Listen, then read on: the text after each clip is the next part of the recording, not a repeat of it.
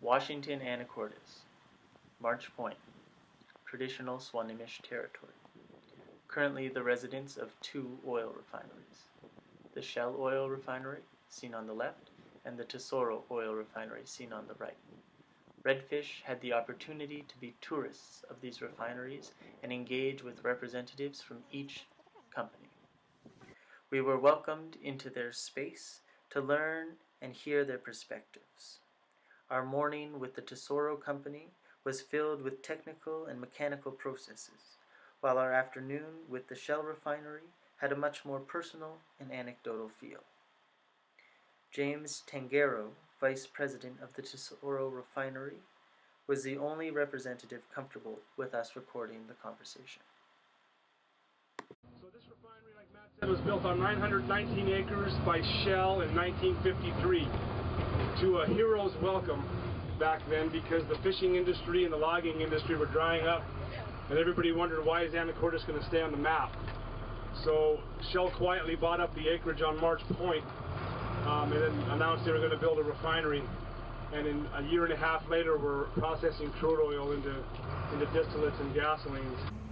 We have three ways that crude oil comes into this refinery. One is the Trans Mountain pipeline that comes down from Canada. One is the rail. We have crude by rail that comes in and unloads down here on the side of the refinery. That crude mostly comes from North Dakota right now.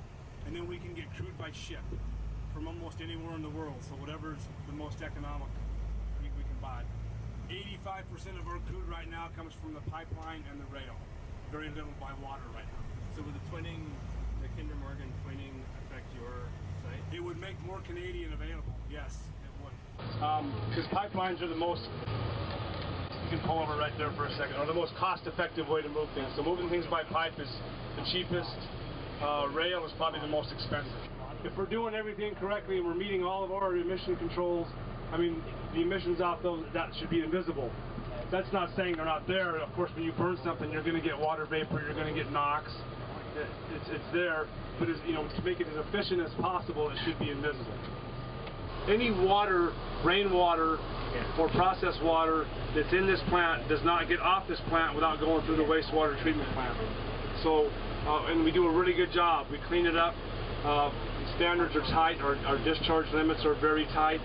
And we have a biological system as well as a physical system to remove the oil. And what we put out in the bay is going to be water that's cleaner than what's in there to start with. We have to meet those standards or we don't get to operate. That's just how it goes. Also, down this road is our wharf. Our wharf, we have two berths where ships can pull up and load and unload fuel. You'll see signs, if we could drive out there, you'd see signs that say not a drop. We can't spill a drop of oil. If you want to see oil in the water, go to a public marina. If you want, you won't see oil in the water at our wharf. If we have 2 drops, we have 5 phone calls we have to make, and there's a flurry of activity. And we operate. One of our principles is we operate at the pleasure of the community. That means we have to be better than everybody else. We have to prove every day that we belong out here and that we can do our business without impacting the environment, and that's what we do. There seems to be an interesting contradiction in the industry, where social license can be granted as long as immediate catastrophic disaster is avoided.